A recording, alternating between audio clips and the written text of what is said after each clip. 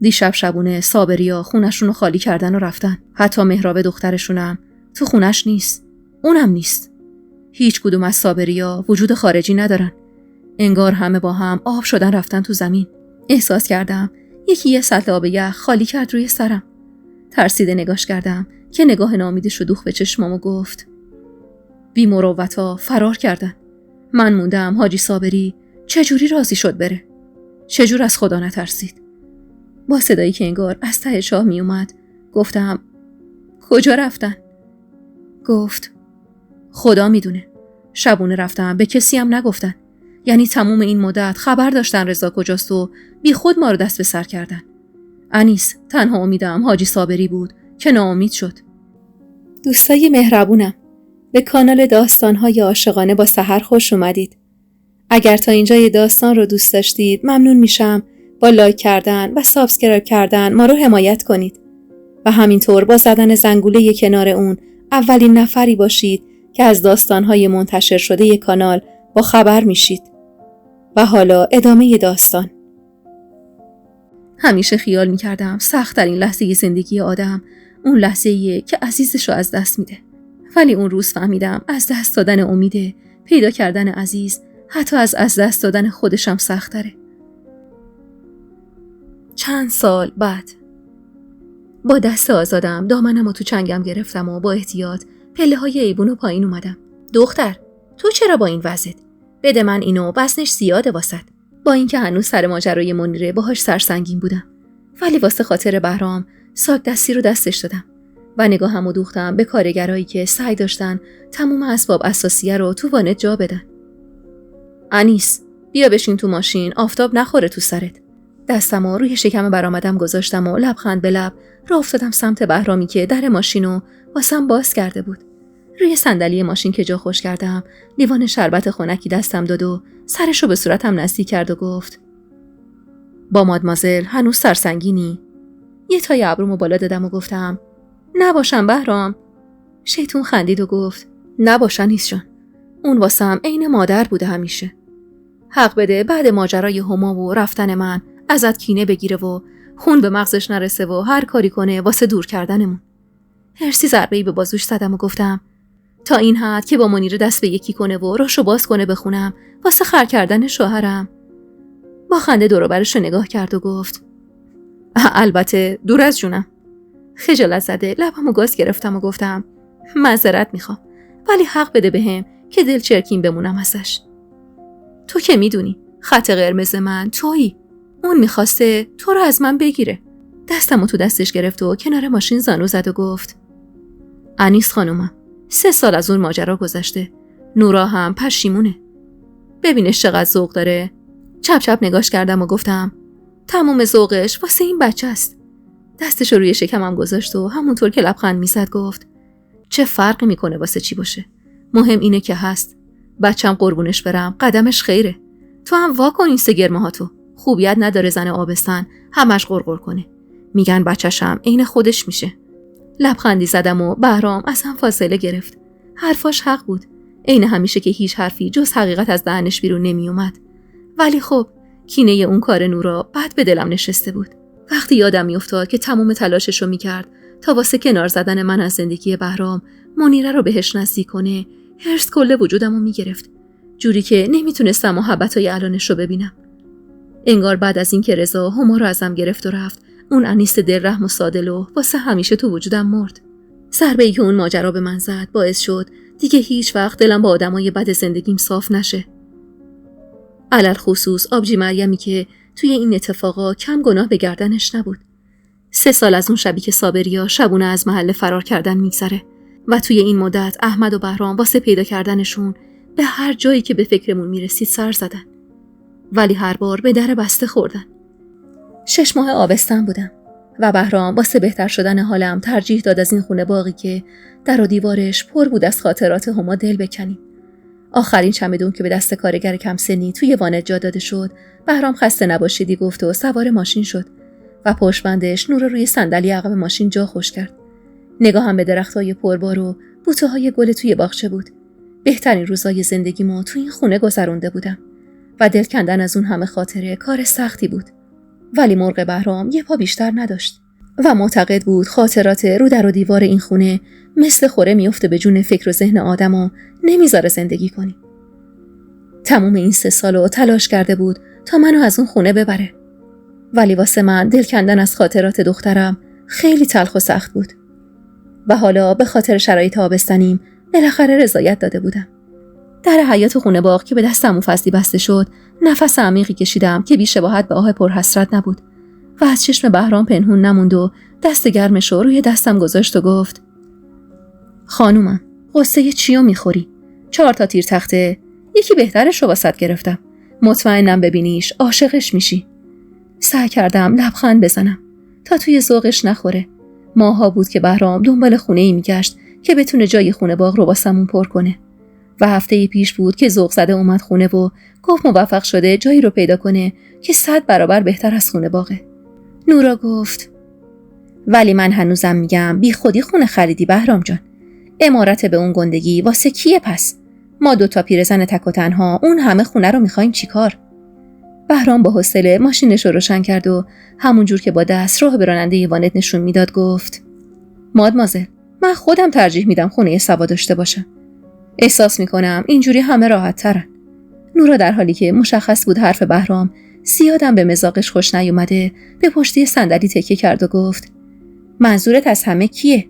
والا شما جوونا فقط فکر خودتونین. به فکر من نیستی، به فکر فخرالزمان بیچاره باش. بهرام کلافه نفسشو بیرون داد و پاشو روی گاز فشار داد و گفت: مادمازل، بی خود بهونه‌گیری نکن. خودت هم خوب میدونی دلیل این کارم چیه. گفت: چیه؟ نکنه دردتون منم. اگه انیس دلش نمیخواد منو ببینه بگه خب. گناه اون پیرزن چیه که باید از نوه و پسرش جدا بشه؟ فوقش من بر میدارم میرم از عمارت. بی صدا نگاهمو دوخته بودم به خیابونای شلوغی که به سرعت از جلوی چشمم رد میشدن که بهرام گفت: مادمازل، بی خود پای انیسو نکش وسط. اون اصلا حرفی نزده. من خودم اینجوری صلاح دیدم. خوش ندارم ماجرای هما دوباره تکرار بشه. یه آدم عاقل که نباید از یه سوراخ چند بار گزیده بشه. اسم هما که می اومد قلبم تیر میکشید و در هم فشرده میشد. دخترک بیگناهم 9 سالگیش رو هم به دور از من پر کرده بود و قد کشیده بود. صبح به صبح کی موهای بلند و قشنگش شونه میزد و میبافت. شبا وقت خوابش که میشد کی واسش قصه 1001 شب میخوند. زمین که میخورد و پاش زخمی میشد کی جای زخمشو میبوسید و روش مرهم میذاشت. لبمو به دندون گرفتم که اشکم سرازیر نشه، اما فایده نداشت. محال بود اسم هما بیاد و اشک از چشمم سرازیر نشه. غرق خیال هما بودم که ماشین از حرکت وایستاد و من گیج و منگ دور و برم رو نگاه میکردم. یه کوچه خلوت و باری که به زور ماشین ما توش جا شده بود و درست ته کوچه تک دره کرم رنگی بود که از بوی تند بنزین پخش شده توی هوا میشد فهمید همین تازگی رنگ خورده. بهرام لبخند به لب و با دقت نگاه میکرد تا از حالت صورتم بفهمه از خونه خوشم اومده یا نه. نگاهم میخ کاج بلندی بود که از پس دیوار حیاط قد علم کرده بود و خود نمایی میکرد. بهرام گفت: چی شد انیس خانم؟ پسندت شد یا نه؟ سکوت محله‌ای که انگار سالیان سال بود کسی توش زندگی نمی‌کرد واسه منی که داغ دخترم روی سینم سنگینی می‌کرد بس بود. همین که مجبور نبودم هر روز در حالی که گوشه ایوون نشستم و چشمم به دوچرخه قرمز دخترمه صدای بازی بچه‌های محلو بشنوم و بغضم و قورت بدم واسم بس بود. سورکی لبخند زدم و گفتم: چه محله ساکت و خوبی. از لرزش صدام فهمید دردم چیه و از ماشین پیاده شد و کمک کرد منم پیاده بشم. همونطور که دستمو میگرفت گفت: محلش که ساکته ولی قراره خودمون پر سر و صداش کنیم. بیا انیس خانم، بیا که میخوام خودت کلید بندازی تو قفلش. به قول احمد انیس دستش خوبه. یاد روزی افتادم که احمد میخواست کسب و کارش رو کلید بزنه و مغازش رو راه بندازه. همون روزایی که حال روحی خوبی نداشتم و خیال میکردم بد قدم ترین و بد شگون ترین مخلوقیم که خدا خلق کرده. احمد و معصومه اومدن سر وقتم که بریم بازار تا من واسه اولین بار کلید مغازه رو تو قفلش بندازم، چون جفتشون معتقد بودن دستم خوبه و واسه شون اومد داره. اون روزا خیال میکردم واسه خاطر دلخوش کنه که من این حرفا رو میزنن، ولی رفته رفته میدیدم که زندگیشون از این رو به اون رو میشد و معصوم ذوق زده میومد دیدنم و ازم تشکر میکرد که از وقتی رابطه احمد و بهرام صمیمیتر شده رفتار احمد حسابی تغییر کرده. و معصوم تمام این چیزا رو از پا قدم منو یمن ازدواجم با بهرام میدید. با اینکه تمام این چیزا رو با چشم میدیدم، ولی باورم نمیشد که خوش قدم باشم و تمام این خوشی‌ها رو از چشم بهرام میدیدم. اینکه اونقدری روی احمد تاثیر گذاشته بود که حاضر شد واسه شادی دل زن و بچه‌اش خونه‌شو از خونه آقام سوا کنه. معصوم میگفت تو و بهرام عین یه معجزه‌ای تو زندگی ما. گرچه مادرم و آبجی مریم معتقد بودن من عین خوره افتادم به جون آرامش زندگیشون، ولی لبای خندون احمد و چشمای براق معصوم که دیگه نمناک نمیشد واسه اذیت و آزارشون واسم بس بود. هرچند هنوزم مادرم واسه دخترزا بودنش دست از این شوکنه زدن بر نداشته بود. با صدای نورا به خودم اومدم که میگفت آهای انیس، منتظر چی هستی؟ بیا اینم بگیر دستت. یه جوگون نگاهمو دوختم به نورا که آینه قرآن به دست منتظرم وایساده بود. سری قرآن ازش گرفتم و پشت سر بهرام راه افتادم سمت در حیاط. دست کلیدو که بهرام توی دستم گذاشت دلهوره عجیبی به جونم افتاد. یه گوشه از تاریخ خونه ذهنم فکر این که من بدشگونم و تمام این اتفاقا واسه خاطر قدم بدم بوده، نه واسه خاطر اشتباهات خودم و اطرافیانم، عذابم میداد. تمام تلاشمو کردم تا خلاص بشم از شر این افکارشون و دل سپردم به نگاه ذوق زده بهرام و کلیدو توی قفل در چرخوندم و میون قرقرای نورا که تأکید داشت با پای راست وارد خونه بشم، پای لرزونمو توی حیاطی گذاشتم که اولین چیزی که توش توجهمو جلب میکرد بوته گل محمدی وسط باغچه بود که عطرش کل حیاطو پر کرده بود. نگاهمو دور تا دور حیاط چرخوندم. نسبت به خونه باغ کوچیک‌تر بود و همین نقلی بودنش عجیب به دلم میشست. بهرام دستشو دور کمرم حلقه کرد و گفت چطوره؟ اونجا رو ببین، اونجا میخوام واسه بچه‌ها خونه جنگلی درست کنم. دلم قنج رفت واسه مهربونیش، واسه اینکه بچه‌ی توی شکمامو با هما جمع میزد و هنوزم امید داشت پیداش کنه. بهرام که با کارگرا مشغول خالی کردن وسیله‌ها شد، من ذوق زده تمام اتاقای خونه رو از نظر گذروندم و یکی از بهتریناشو کنار گذاشتم به نیت هما. وقتی همه جعبه‌ها رو پهن کردم وسط پذیرایی نسبتاً بزرگ خونه، من نگران چش دوختم به بهرامی که خسته و کوفته ولو شده بود روی پله‌ها که گفت انیس خانم، اون ریختی نگام نکن، بذار یه نفسی تازه کنم بعدش پا میشم. نورا دستپاچه دوید سمت آشپزخونه تا یه شربت آماده کنه واسش و من نشستم پای اولین جعبه تا یواش یواش وسیله‌ها رو باز کنم. با صدای زنگ در حیاط بهرام قرولند کنان از جاش بلند شد و در حالی که دمپایی توی پاشو روی موزاییکای کف حیاط میکشید ازم فاصله گرفت. تمام حواسم پی بشقاب توی دستم بود که صدای آشنای احمد به گوشم خورد. خیال کردم اومده کمک، ولی وقتی از لای در نیمه باز پذیرایی دیدم که دستپاچه داره با بهرام حرف میزنه، نگران از جام بلند شدم. بشقاب چینی گل سرخی که توی دستم بود رو روی زمین گذاشتم و راه افتادم سمت حیاط. میدیدم که احمد مسلسل دور و برش رو نگاه میکنه و چیزی رو واسه بهرام بازگو میکنه و همین نگرانیمو چند برابر میکرد. داداش، یه جوری بهش میگم که هول نکنه، خیال تخت. صدای پام که به گوشش خورد دستپاچه حرفش رو نصف و نیمه رها کرد. نگران چش دوختم به چشمای ترسیده بهرام و گفتم چی شده؟ چی رو میخواین بهم بگین؟ احمد دستپاچه خندید و دستی به سیبیلای پرپشتش کشید و گفت مشتلق بده آبجی، خبر خوش دارم واسط. چشمای ذوق زده احمد و دستای لرزون بهرام که پشت کمرم نشست گواه این بود که خبر خوشی که احمد واسم آورده بی ربط به هما دخترم نیست. احمد گفت صبح کله سحر حاجی صابری اومده دم خونه آقام و ازش نشونی خونه شما رو خواسته. آقا من بهش نداده، ولی قور و قرار گذاشتن تا از شما برید خونه آقام و حاجی هم بیاد. مادر میگفت خیلی خجل و آشفته بود، اصرار داشته جفتتون رو با هم ببینه. در حالی که پاهام بیجون شده بود و سنگینی وزنم انداخته بودم رو دست بهرام، از پس پرده اشکی که تصویر احمد رو تار کرده بود نگاش کردم و گفتم نکنه بلایی سر هما اومده باشه. احمد گفت نه بعد به دلت راه نده آبجی. به قول آقام اگه چیزی شده بود که جرئت نمی کردم بیان سر وقتمون. دلم میخواست پر بکشم سمت محله قدیمی و خونه آقام و اگه به اجبار بهرام نبود با پای پیاده تا پایین شهر میدویدم. بهرام دستپاچه خونه رو سپرد به نورا و عمو فضلی و ستایی سوار ماشین شدیم. انگار راه خونمون تا محله قدیمی کش اومده بود. بهرام که ماشین رو گوشه خیابون پارک کرد کلافه نگاش کردم و گفتم چرا لفتش میدی بهرام؟ تو رو خدا بیا بریم. که گفت انیس جان، میدونم دل تو دلت نیست، ولی از صبح هیچی نخوردی. 2 ساعت هم از وقت نهار گذشته. بذار یه چیزی بگیرم بخوریم، بعد میریم. هنوز تا از کلی وقت هست. کلاف نفسمو بیرون دادم و توی صندلی فرو رفتم. احمد سرشو به شیشه ماشین چسبونده بود و نگاهش به بهرامی بود که تو صف کبابی این پا اون پا میکرد و گفت معصوم نذر کرده اگه امروز به خیر و خوشی بگذره یه سفره حضرت رقیه تو خونه جدیدت بندازی آبجی. حلواشم با خودش. از شدت دلشوره حس کردم دلوردم داره به هم پیچ میخوره. آب دهنمو به زور قورت دادم و سرمو به شیشه ماشین چسبوندم. خیلی طول کشید تا بهرام برگرده و من لحظه به لحظه بی‌تاب‌تر میشدم. اما همین که کنارم نشست و عطر نون تازه به مشامم خورد، 3 گرمه‌هامو وا کردم. شاید اون لقمه نون تافتون و جگر کبابی که بهرام گرفت و سر کوچه محله قدیمی تو ماشین خوردیم، تنها غذایی بود که تو سالهای دوری از هما بدون بغض و تلخی قورت دادم. بهرام به زور تا تاریکی هوا توی ماشین سر کوچه نگهمون داشت و من یکی خوب میدونستم دلیل این کارش زخم زبونای مادرمه که بعد از آبستن شدنم بیشتر از قبلم شده بود و بهرام سعی داشت منو ازش دور نگه داره تا کمتر آسیب ببینم.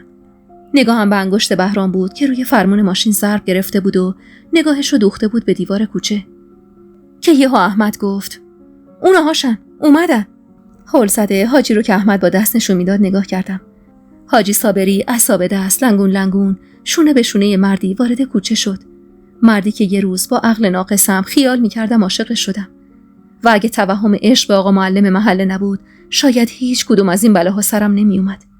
اگه من به اشتباه دل نمی دادم به چشمای عسلیشو راز مگوی دلمو واسه مریم بازگو نمی کردم و اون همه چیزو راست و حسینی کف دست مادرم نمیذاشت و مادرم از ترسش هول هولکی دستمو نمیذاشت کف دست پسر شریفه‌ای که دلش جای دیگه گیر کرده بود، این بلاها سر هیچ کدوممون نمی اومد. با اینکه همه میگن اینا تقدیر بوده و همه رو خدا از روز ازل رو پیشونیامون نوشته، ولی من باورم نمیشه. ما آدمای نادون گاهی اشتباهات و قدمای کج خودمونو میذاریم پای تقدیر خدا که خودمونو تبرئه کنیم، که بگیم خواست خدا بوده که این بلاها سرم بیاد.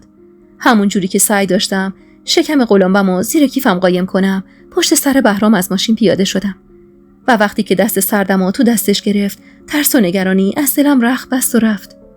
بهرام جوری آروم قدم برمی داشت که انگار از چیزی میترسید و این واسه من، مادری که سالها چشم انتظار دخترشه، قابل درک نبود.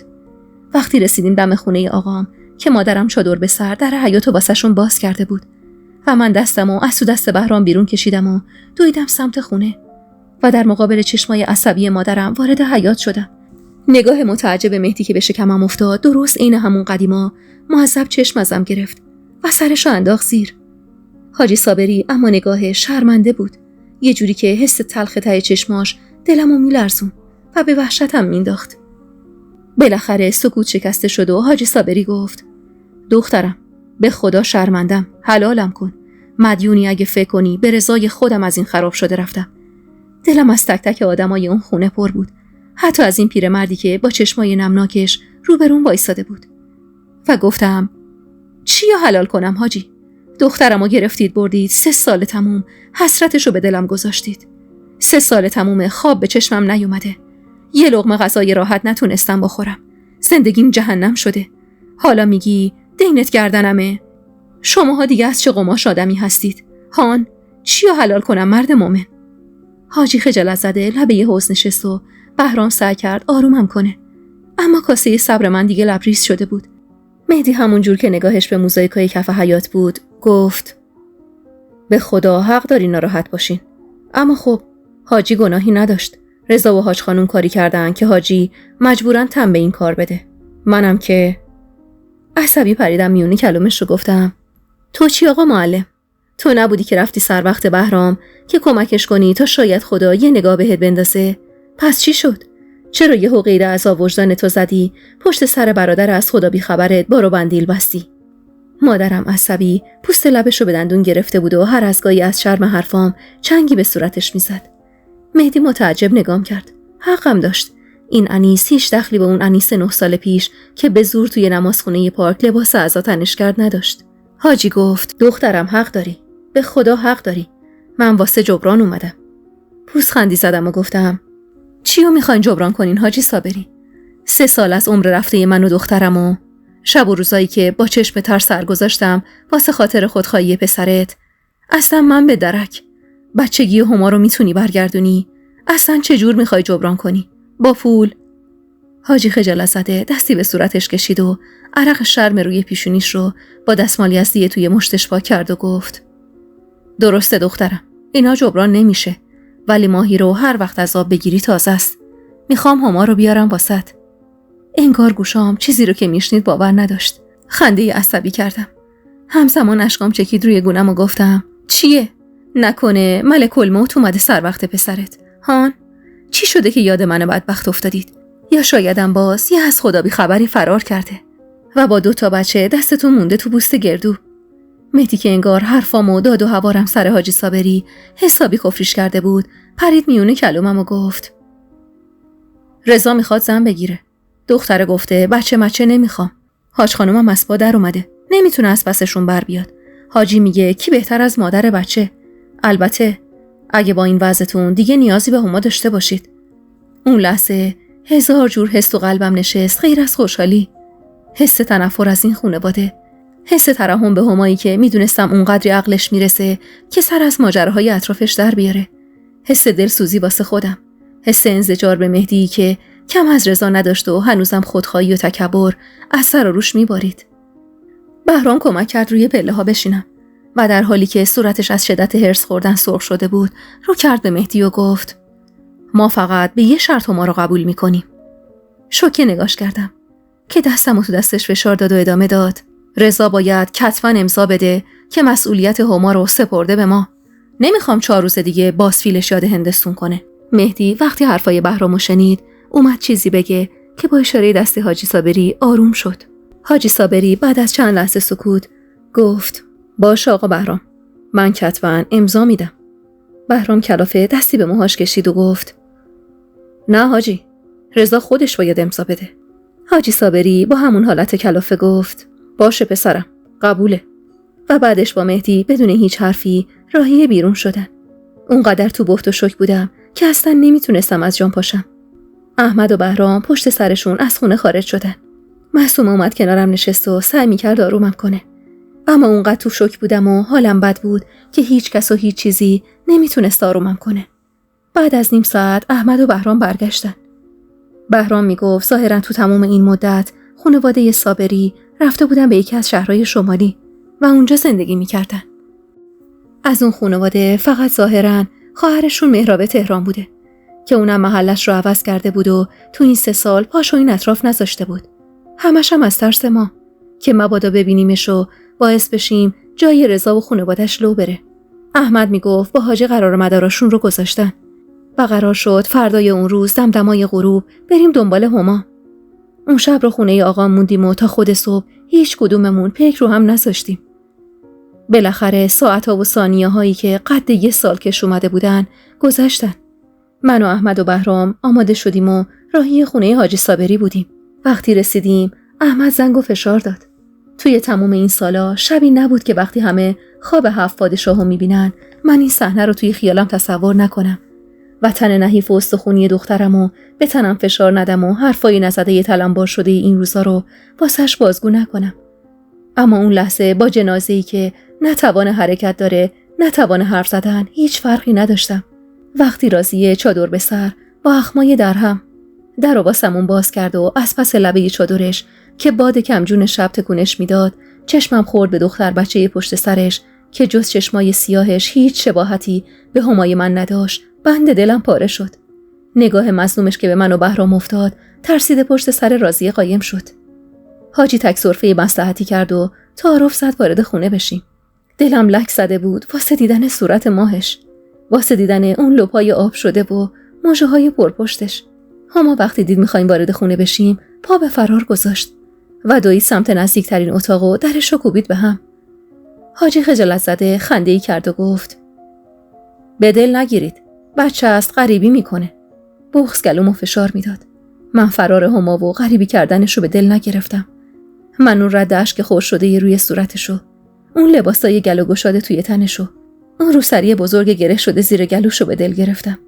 چه آرزوهایی که واسه این روزای دخترم داشتم و سر هیچ و پوچ به باد رفت. روزی که هما به دنیا اومد با خودم عهد کردم نذارم اون بلاهایی که سر خودم اومده سر دخترمم بیاد. نذارم اونقدری به ساز دل این و اون برقصه که یادش بره ساز دل خودش چیه. من نتونستم به قولی که به خودم دادم وفا کنم و این عذابم میداد. حال بهرام چندان تعریفی نداشت. اینو از نفسای عمیق و کشدارش میفهمیدم. پشت سر حاجی وارد خونه شدیم.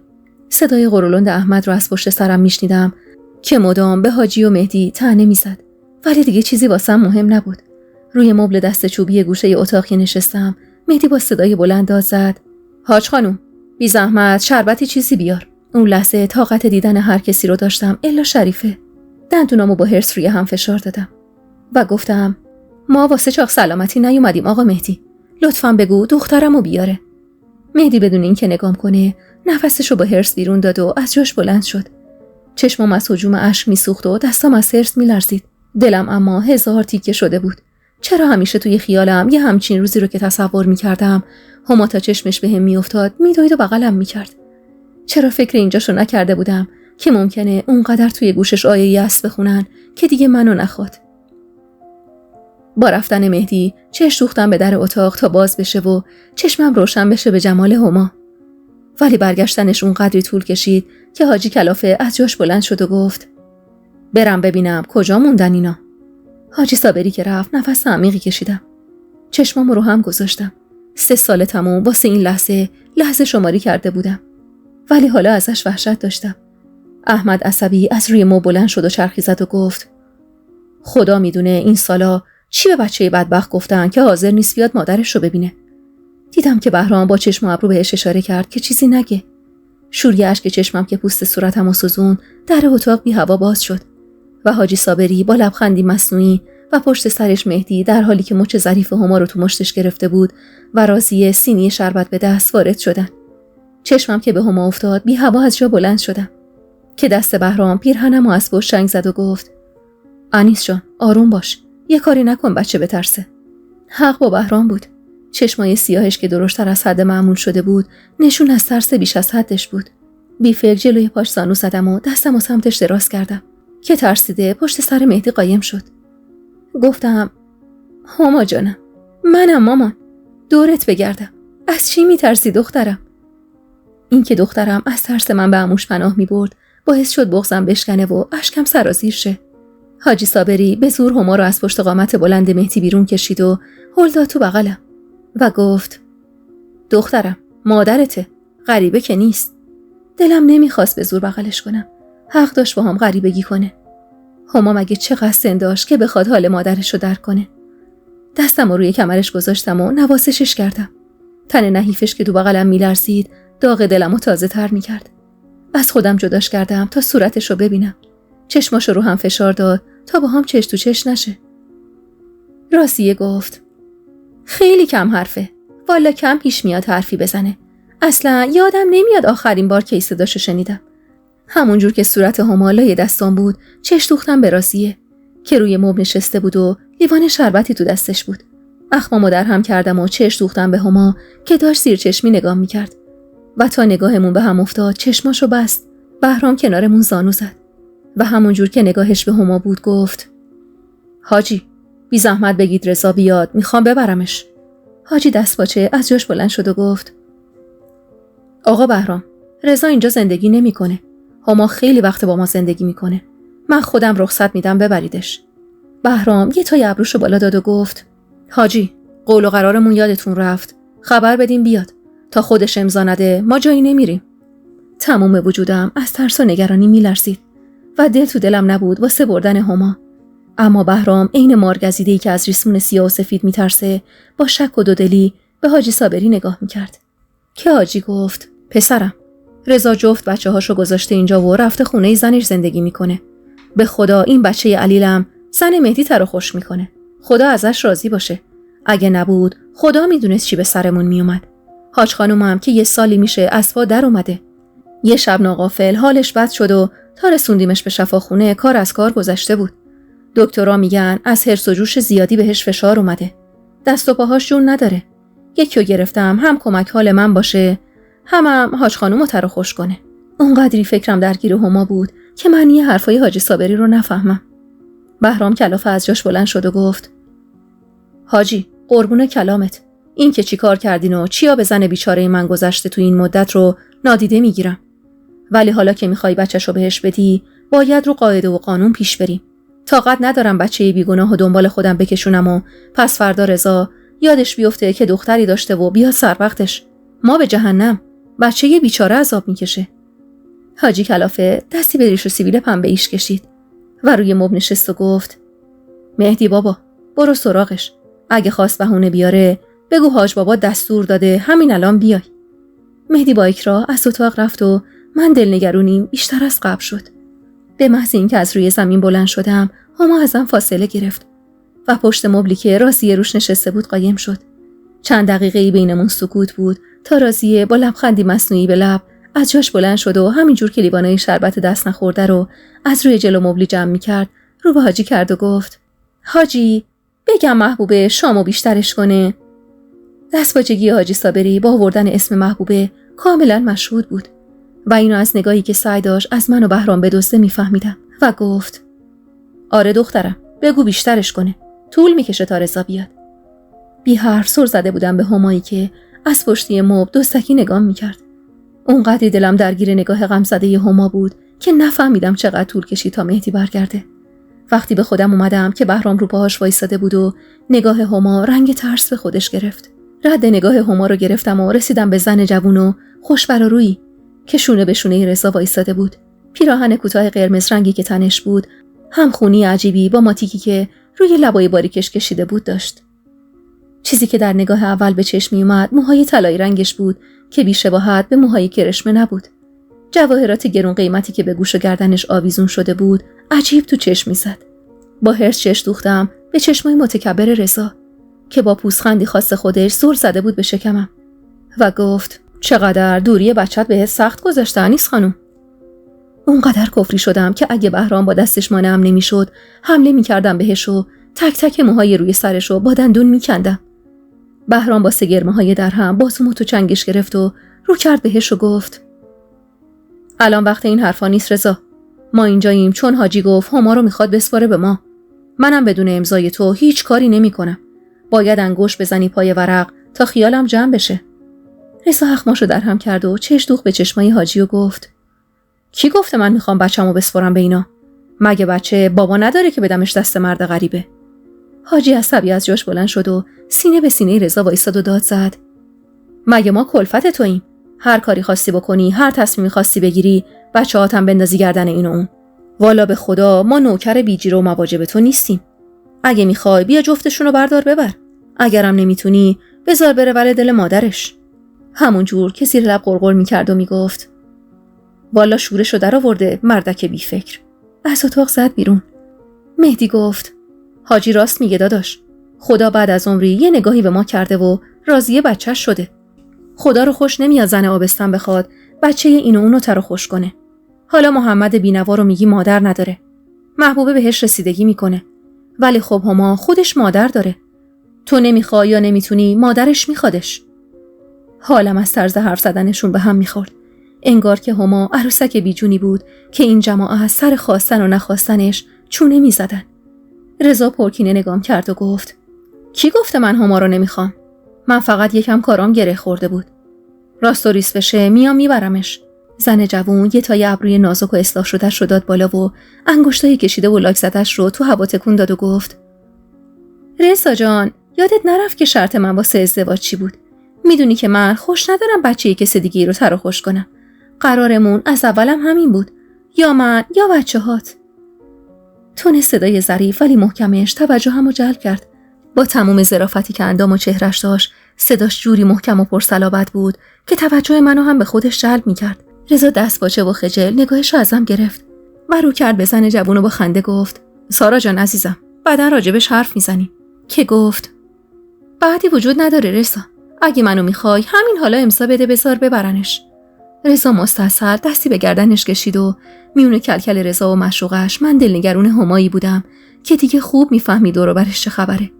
با احتیاط کنارش وایسادم و دستم و دور گردنش حلقه کردم و گفتم عزیز دلم، دختر نازم، دلم واسه‌ت قد یه مورچه شده بود.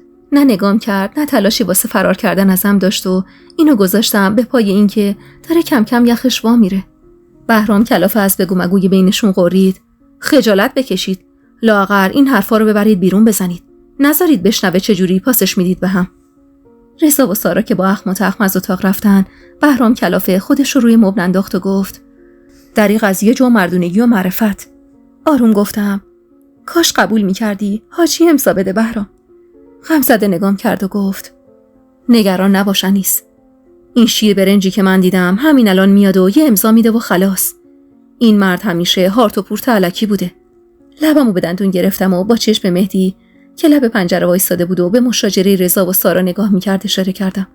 بهرام بیخیال شونه‌ای بالا انداخت و من انگشتامو تو انگشتای هما قفل کردم. همراه شدن رضا با معشوقه مطلاییش چیزی طول نکشید و وقتی با اخمای در هم و حالت طلبکارانه وارد اتاق شد و از مهدی تیکه کاغذی خواست، دلم برای هما آتیش گرفت. سارا دست به کمر بالا سر رضا وایساده بود و با لذت نگاه میکرد که چجوری به خواستش رسیده و من تموم فکرم پی آینده هما بود، پی اینکه تصویر امروز تا ابد توی ذهن شک میشه. اینکه پدرت بین تو و معشوقه مطلاییش اونو انتخاب کنه چیز کمی نیست.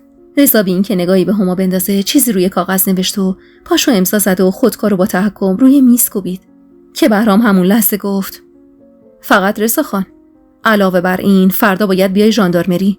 یه امضا هم باید اونجا بدی.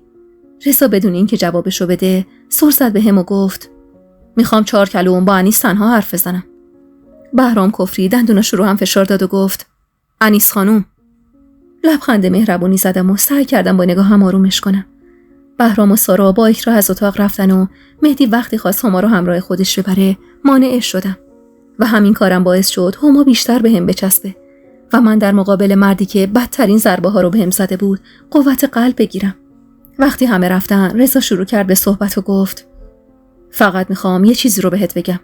شاید اون روزی که عقدت کردم دلم باهات نبود، ولی روزی که مجبور شدم با کرشمه برم دلم پی خودت و معصومیتت گیر کرده بود انیس.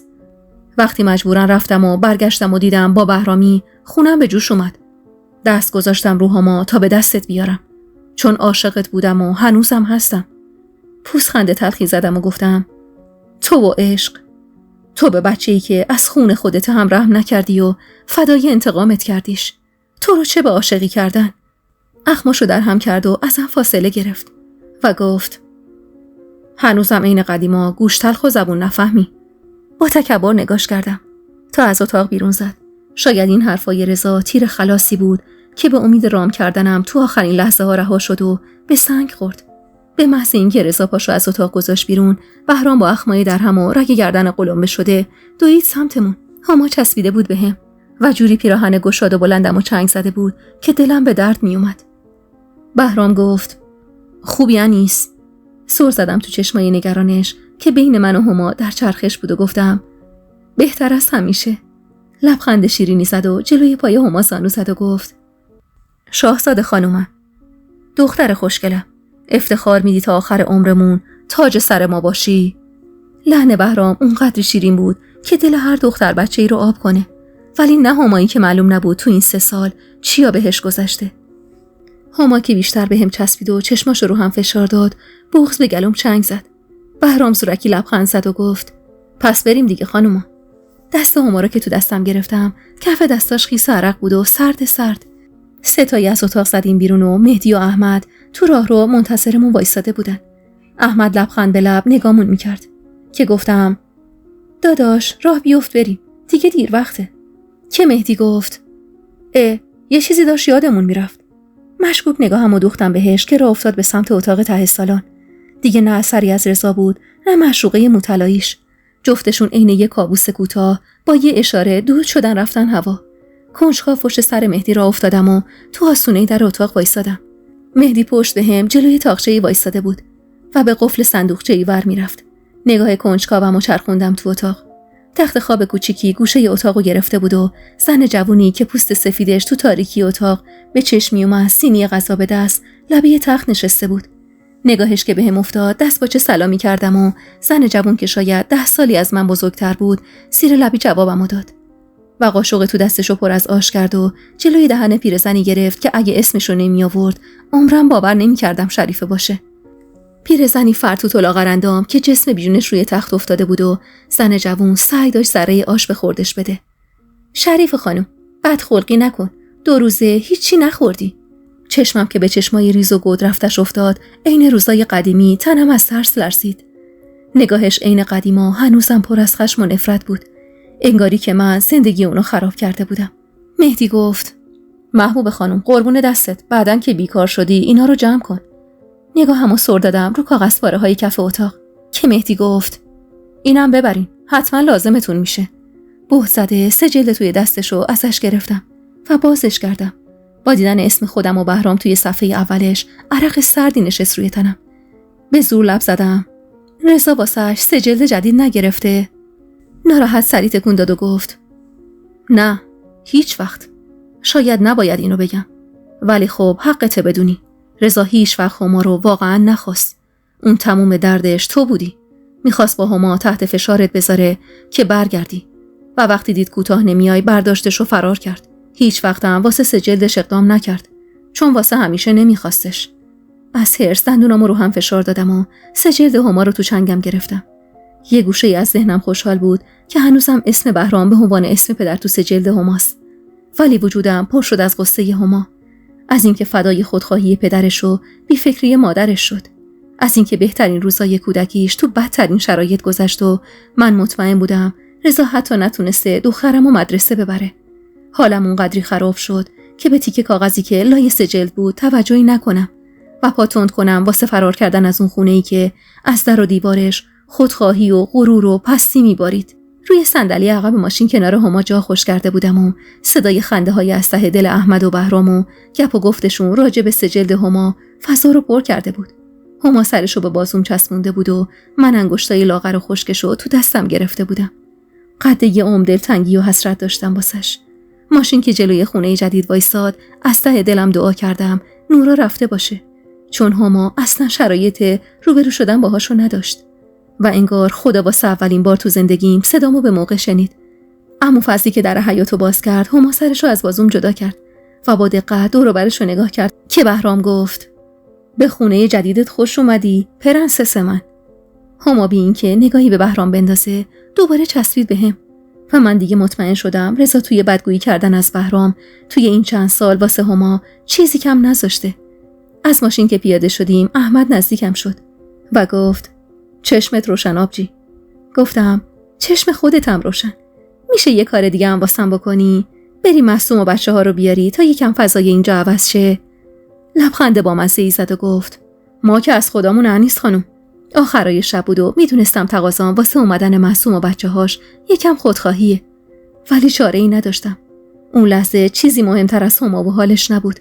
هما خاطرات خوبی با زهرا داشت و امید داشتم با دیدنش حال روحیش بهتر بشه. دست هما رو تو دستم گرفتم و کشوندم سمت خونه و گفتم: اینجا رو بابا بهرام تازه گرفته. خونه قبلی رو یادت دخترم؟ امیدوارانه زل زدم بهش که بی هیچ حرفی مردمک چشماش رو اسباب اساسیه خونه میچرخید. جلوش زانو زدم و گره زیر گلوشو باز کردم و گفتم: این چیه گرما سرت کردی آخه؟ ترسیده دستش رو دستم گذاشت و گفت: حاج بابام دعوا میکنه. با شنیدن صدای ظریف و شیرینش بند دلم پاره شد و دستم از حرکت افتاد. بغض توی گلومو به زور قورت دادم و گفتم: حاج بابا که الان اینجا نیست عزیزم. معصومانه نگام کرد و گفت: ولی حاج خانوم میگه اگه موهامو مرد غریبه ببینه او دنیا خدا از همین موها دارم میزنه. اخمامو در هم کردم و رو سریشو از سرش برداشتم و گفتم: خدا خیلی مهربونه و هیچ کدوم از بنده هاشو دار نمیزنه، اونم یه دختر بچه خوشگل و با ادبی عین تو رو عزیزم. لبخند کمجونی نشست روی لباش که روح و جسممو تازه میکرد. دستی به موهای بلند گره خوردش کشیدم و گفتم: میخوام برم حمام دخترم، میتونی بیای موهامو کمکم بشوری؟ خودم یکم اذیتم. ذوق زده سری تکون داد و من خوشحال از اینکه تونستم کمی آرومش کنم لبخند زدم و همونجور که دوتایی راه افتادیم سمت حمام داد زدم: بهرام جان، من و هما میریم حمام. دیدم که با آوردن اسم بهرام اخماشو تو هم کرد، اما به روی خودم نیوردم. نورا کل خونه رو مرتب کرده بود و اکثر وسیله ها رو سر جای خودشون چیده بود. وقتی بلوز دامن گشاده هما رو از تنش در می آوردم، یاد بچگی خودم می افتادم. هما و رفتاراش تو این رختها عجیب شبیه گذشته خودم بود که ازش فراری بودم. بافت شلخته موهاشو باز کردم و سعی کردم گره هاشو با دست باز کنم. بلندی موهاش تا پایین کمرش می رسید و دلمو آب می کرد. با لباس زیر دوش وایسادم و آبو باز کردم. با چشمای گرد شده نگام کرد و گفت درش نمیاری؟ دست باچه خندیدم و گفتم آخ یادم نبود لباس تنمه. دستم از نگرانی می لرزید. تمام مدتی که با دستای لرزون سعی داشتم دکمه های پیراهنمو باز کنم، هما زور زده بود به حرکت دستام. من اون لحظه از دختر 9 ساله خودم خجالت می کشیدم و دلم نمیخواست شکم برآمده مادرش رو ببینه و مهر تأییدی بشه پای بدگویی های پدرش. ناچارم پیرهنمو در آوردم و زیر دوش وایسادم تا سردی آب حرارت تنمو از بین ببره. بی هوا دستش رو روی شکمم گذاشت و گفت زنمو راضیه هم تو شکمش بچه داره، خیلی دوستش داره، هر روز واسش لباس میدوزه. بعدم زور زد توی چشمم و گفت تو هم دوستش داری؟ بغض داشت خفم میکرد. همون جور که زیر دوش بودم خم شدم و با دستام صورت شقاب گرفتم و گفتم هم تو رو هم اونو، جفتتونو قد ستاره های توی آسمون دوست دارم هما جونم. مردمک چشماش لرزید و بغض کرده لب زد یه روزی اون اول میکنی میری؟ اون لحظه با شنیدن حرف هما حس کردم روح از تنم رفت. قطره های آبی که میریخت روی صورتم اشکامو میپوشوند و من چقدر خوشحال بودم از این بابت. سرشو چسبوندم به سینم و به خودم فشارش دادم و گفتم دیگه بمیرمم نمیذارم هیچ کدومتون ازم جدا کنن دخترم. در حمامو باز کردم. چشمم خورد به حوله و لباسایی که بهرام توی سبد واسمون چیده بود. حوله کرمی رنگ هما رو که تمام این 3 سال تمیز و تا شده توی کمدش نگه داشته بودم برداشتم و دورش پیچوندم و گفتم هما جانم، دختر نازم، اتاقت، لباسات، عروسکات همشون منتظرت موندن تا برگردی. دستش روی گلدوزی گوشه حوله کشید و لبخند محوی زد. انگار جون برگشته بود به زندگیم. پیراهن صورتی رنگی رو که خودم چند وقت پیش واسش دوخته بودم و بهرام توی سبد گذاشته بود و تنش کردم و موهای موجدار و خیسش رو مرتب بافتم. هما از چیزی که فکر می‌کردم لاغرتر بود و لباس به تنش زار می‌زد. ولی همین که تا من لباس تنم کنم 1000 بار جلوی آینه وایساد و چرخ زد نشون میداد حسابی ذوق کرده. صدای خنده های زهرا و فاطمه از تو حیاط می اومد. نگاه متعجبش رو که دیدم خندیدم و گفتم بچه های دایی احمد اومدن.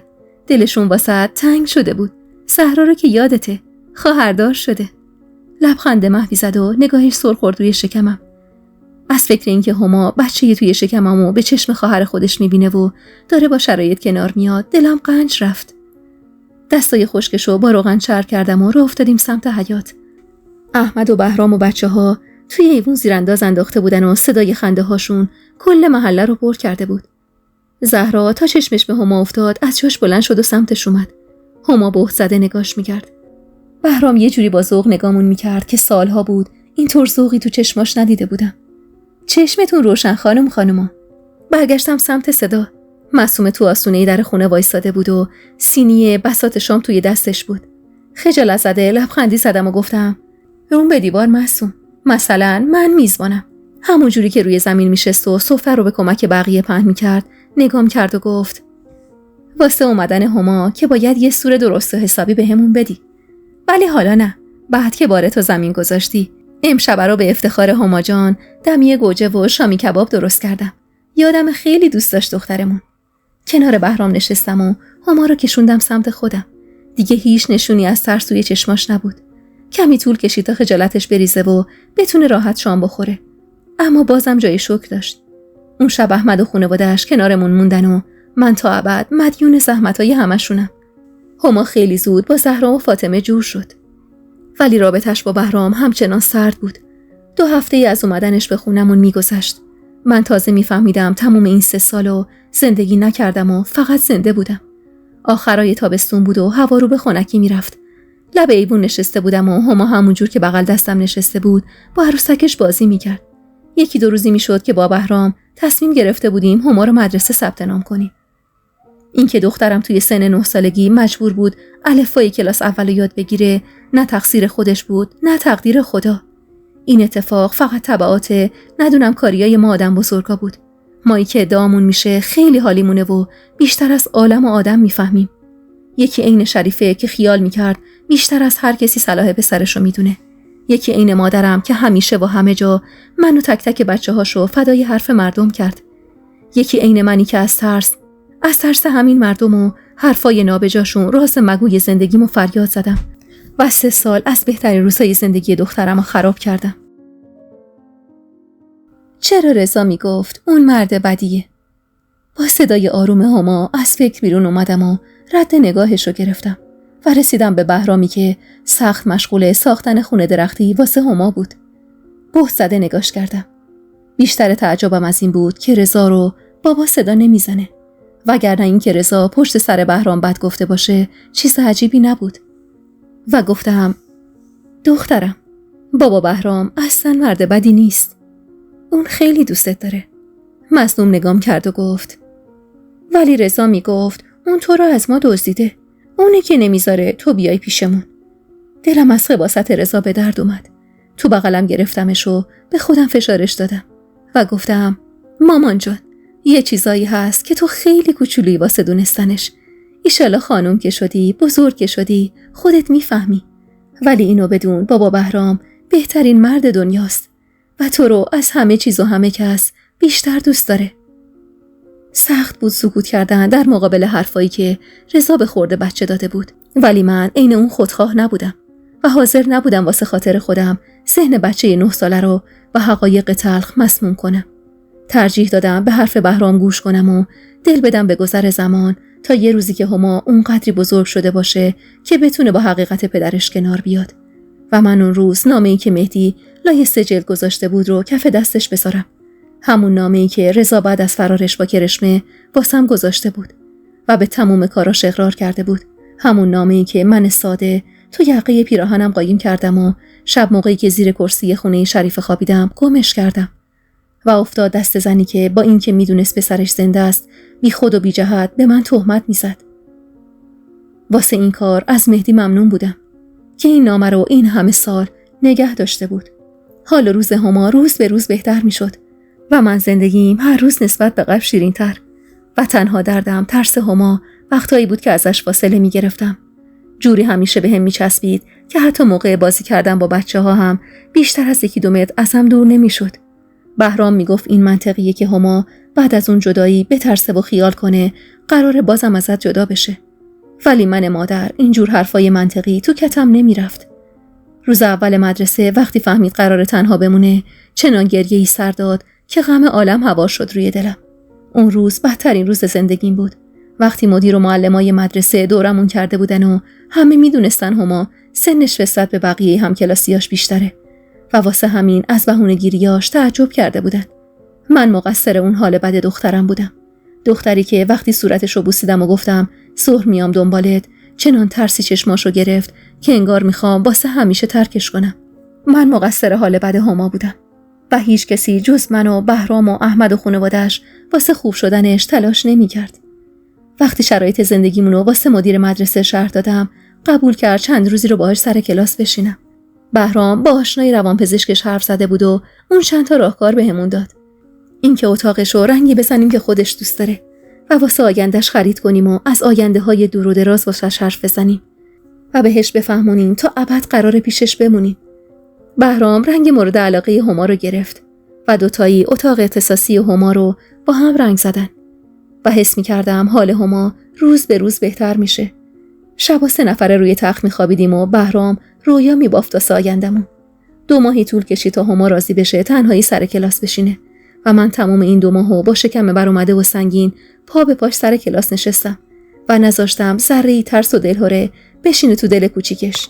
روزای آخر بارداریم بود و برگای زرد درخت‌ها کف حیاطو کامل پوشونده بودن.